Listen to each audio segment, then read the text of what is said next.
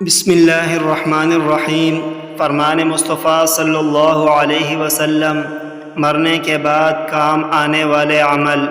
حضرت ابو ہریرہ رضی اللہ عنہ بیان کرتے ہیں، رسول اللہ صلی اللہ علیہ وسلم نے فرمایا، مومن کو اپنی موت کے بعد اپنے مال و حسنات میں جن کا ثواب پہنچتا رہتا ہے، ان میں سے ایک علم ہے جو اس نے سکھایا اور اسے نشر کیا، دوسرا نیک اولاد جو اس نے چھوڑی، یا قرآن مجید جو اس نے کسی کو عطیہ کیا، یا مسجد ہے جو اس نے بنائی، یا مسافر خانہ ہے جو اس نے بنایا، یا نہر ہے جو اس نے جاری کی، یا وہ صدقہ ہے جو اس نے اپنی صحت و حیات میں اپنے مال سے کیا۔ پس یہ وہ اعمال ہیں جن کا ثواب اس کی موت کے بعد بھی اسے پہنچتا رہتا ہے۔